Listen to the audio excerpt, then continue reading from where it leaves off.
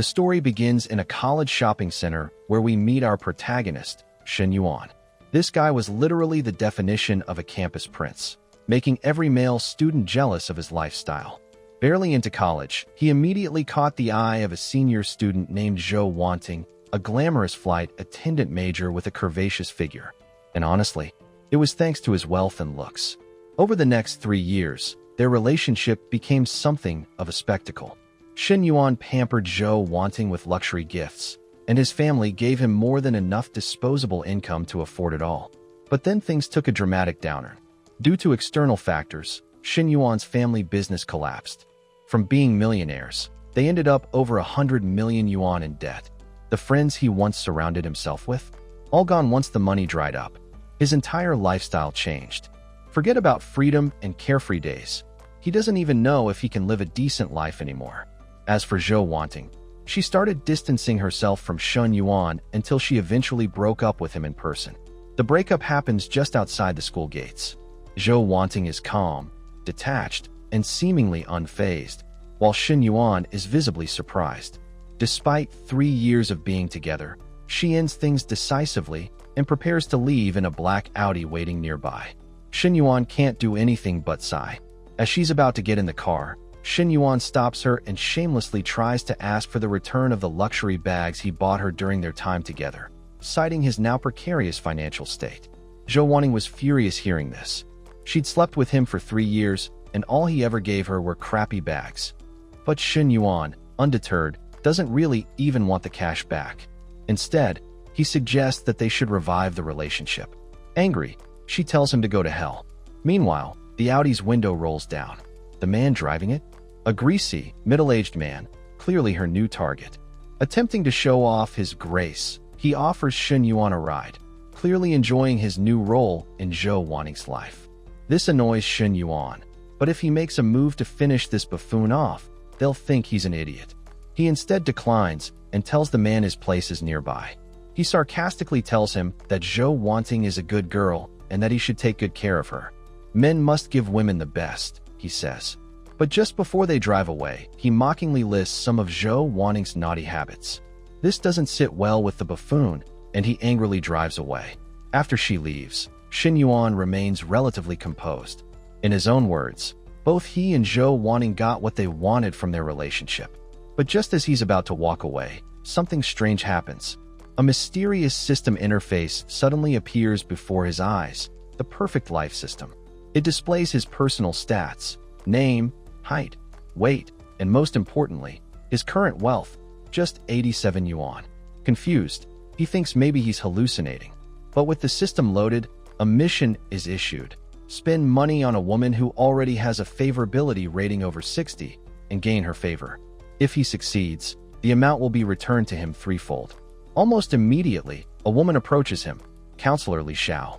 She's young, stylish, and beautiful, wearing a beige miniskirt and a choker that leaves little to the imagination. Hearing everything, she tells Shen Yuan that it's just a breakup and to keep his chin up.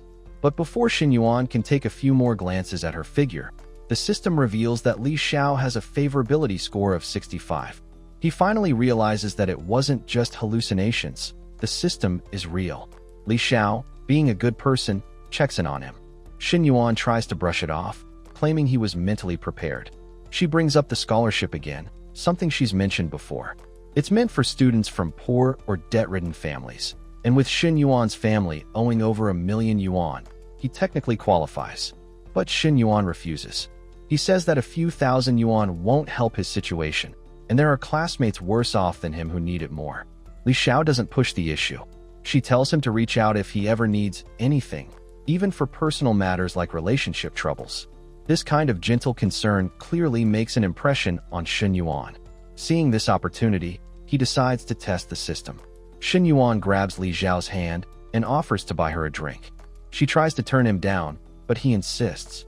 After a while, Shen Yuan gives her the drink, and she thanks him. At that moment, Shen Yuan receives a bank notification. He checks it. His account, which should have dropped from 87 to 81 yuan after the purchase, has actually gone up to 99 yuan. A deposit of 18 yuan, exactly triple the amount he spent. That's when it finally hits him.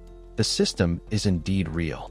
As long as a woman has a favorability of over 60, he can spend on them and receive triple the amount back. He's buzzing with excitement. This might be the key to paying off his family's mountain of debt, maybe even climbing higher than he ever did before. He finds a quiet spot under a tree on campus to figure things out. Thinking about it, he still has barely any money. Even with the cash back, a triple return on such a tiny amount isn't much. To really make use of this system, he needs a bigger principal to invest. Sometime later, Shen Yuan comes across a trash bin and finds an expensive-looking knockoff bag. He immediately thinks of Li Xiao. But there's a problem. She's the type of person who would never accept expensive gifts from students. Still, Shen Yuan isn't deterred. It turns out Li Xiao lives directly above him, and he found out by chance after bumping into her once. When he knocks on her door, Shen Yuan hopes she doesn't have a boyfriend. As she opens the door, she emerges in her yellow apron, suggesting she's cooking. He greets her and offers her the bag from earlier under the pretext of gratitude, but Li Xiao declines. As a responsible and ethical teacher, she insists that helping students is simply part of her job. But Shen Yuan insists, saying it's just a knockoff worth barely over 200 yuan. Li Xiao eventually gives in and agrees to keep it, promising to give a return gift in the future. But then a smell from the kitchen reminds her of the food she left cooking, and she rushes off. She invites him to stay for dinner, and obviously, Shen Yuan happily accepts. But his true motive is to spend more time with her and possibly increase his system's cashback rewards. The bag he gave Li Xiao was actually worth nearly 40,000 yuan, and with his system's triple cashback, he just earned nearly 120,000 yuan. After fees and costs, he walks away with a profit of almost 80,000. This is the first time he's made real money through the system, and it excites him. Dinner is served, and the food is impressively well made. Shen Yuan, testing the waters, asks where her boyfriend is. Confused, the professor tells him she doesn't have a boyfriend. Shen Yuan, hearing the good news, quickly offers to help her. Under the pretense of assistance, he deliberately slows things down to shorten the distance between them and raise her favorability. Li Xiao is startled, and the moment becomes intimate. But as he's helping her take off the apron, another person enters. She sees them and shouts, "What the hell are you doing?" She's dressed in a stewardess outfit, complete with a small suitcase and black stockings. Shen Yuan quickly backs off. Li Xiao introduces her as Li Meng. Despite being sisters, the two women are complete opposites. Li Xiao is warm and considerate, while Li Meng is cold, blunt, and extremely guarded. Not wanting to cause further trouble, Shen Yuan makes an excuse to head home early. Li Xiao is confused since he agreed to eat earlier. After he leaves, Li Xiao confronts her sister about her behavior. Li Meng insists that Shen Yuan has bad intentions. Li Xiao tries to explain that Shen Yuan is just her student, but Li Meng isn't convinced. She sticks to her instincts, certain Shen Yuan is pretending to be innocent while hiding inappropriate motives. On his way back, Shen Yuan starts thinking about how to complete the spending task given by the system. Targeting Li Xiao again is likely off the table. Not only is it just a teacher-student relationship, but she also isn't the type to be swayed by material things. Just as he's thinking this through, he bumps into some blonde high-top guy. Shen Yuan looks over his shoulder and recognizes him as Lao Huang. With hands shaking, it turns out that Lao Huang is suffering over his longtime crush, Feng Minhui, going to a movie with another guy, Li Zhangping. It appears this man is a delusional simp. This is particularly amusing because Lao Huang has never even spoken to her. Shen Yuan finds the whole thing ridiculous. He asks Lao Huang if he actually even knows who she is. As they're talking, Feng Minhui appears, walking in with another classmate. She is stunning. Tall, fair-skinned, long legs on full display with short shorts and a crop top. Her friend isn't so bad herself. Despite going to the movies with Li Zhangping yesterday, Feng Minhui didn't stay the night with him. Lao Huang's hope, which had just been extinguished, starts to flicker again. Shen Yuan is already tired of his antics and tunes him out. His eyes wander to Feng Minhui, and in that moment, a favorability score hovers above her head. Chunling shares the news of Shen Yuan's breakup to her friend. Feng Minhui is surprised since she heard they had been together for 3 years. She had once liked Shen Yuan during her first year, but never had a chance. His eyes were only for Zhou Wanting. Chunling claims it's no wonder Zhou Wanting left him. She had always figured Shen Yuan was just a show-off with no substance, and Minhui silently agreed. This causes her favorability toward Shen Yuan to drop rapidly. Seeing this happen, Shen Yuan panics. If it drops below 60, he won't be able to gain profits, and he can't let that happen. He asks Lao Huang if it would be fine if he and Minhui ended up together. Lao Huang responds, "So long as it's not Li Zhanpeng, I don't care who she's with." Shen Yuan pushes forward. He walks straight to the two friends and greets them. Chen Ling, wary of him, asks what he wants. He asks if Minhui would maybe join him for sushi tomorrow at an expensive Japanese restaurant. It's a shock. Even Chen Ling is confused. Didn't Shen Yuan just get dumped yesterday? Didn't his family go bankrupt? How is he affording 1,000 yuan dinner? But Shen Yuan isn't done. After dinner, he wants her to accompany him to pick out a birthday gift for his sister. He smiles, tells her to think about it, and leaves. Minhui hesitates and asks her friend if it's okay. Just yesterday, she went to the movies with Li Zhanpeng, and now she might be going to dinner with Shen Yuan. Chen Ling speculates whether Shen Yuan's family might have bounced back. Maybe he's rich again. But regardless, she tells her friend she'd lose nothing by having dinner with him. The next day, Shen Yuan and Minhui arrive at the restaurant. The server leads them to their room and offers a curated menu. Shen Yuan lets her recommend dishes: sashimi, live eel, foie gras, wagyu fried rice, and matsutake soup. You name it. Minhui kneels down properly, careful because of her long skirt. From where he's sitting, Shen Yuan can't help but notice her figure again. It's a visual he wasn't quite prepared for. His thoughts wander a bit, but he keeps it together, knowing not to move too fast. Trying to stay calm, he busies himself by sipping tea as Minhui sits beside him. She's curious why she was invited out of the blue and if it's really to help pick out a gift for his sister. Though he gives a vague response, the truth is far more transactional. This entire setup is motivated by a system cashback reward. This causes her favorability toward him to drop. Shen Yuan is surprised and wonders to himself why she isn't satisfied with his answer. But he manages to charm his way through by bringing up the time she had been kind to him during training, saying he remembers everything she did for him. That small gesture works wonders. Minhui is touched, thinking Shen Yuan had long forgotten her acts of kindness from 3 years ago.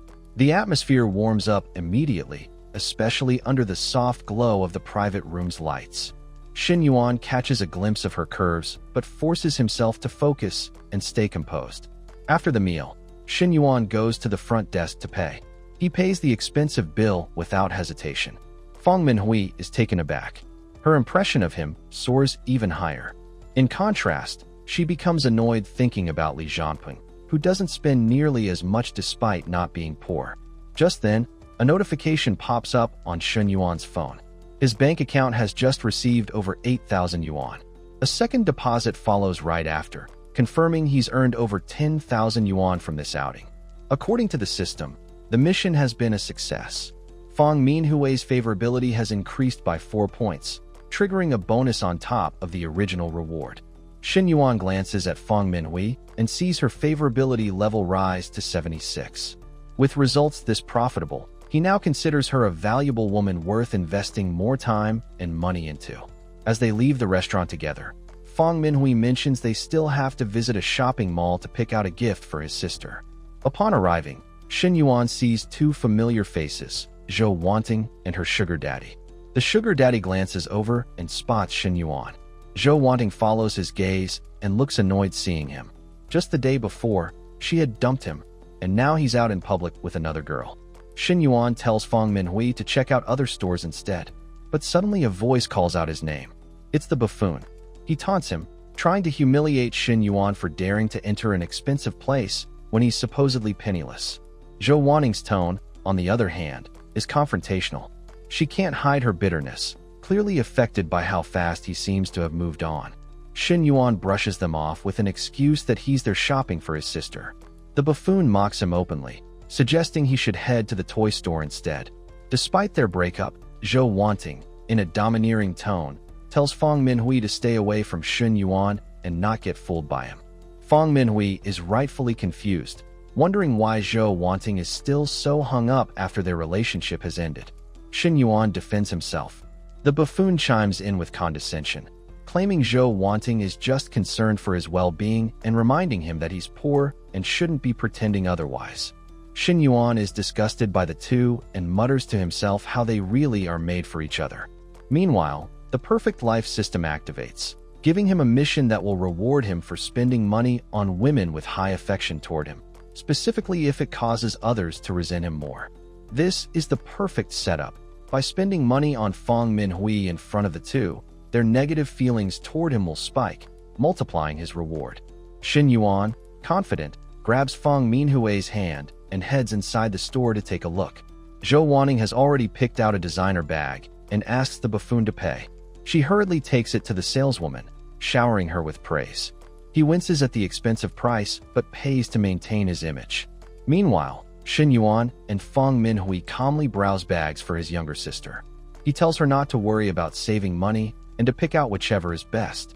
The saleswoman nearby, uninterested, tells them that those bags are expensive, but Shen Yuan surprises everyone by buying the bags.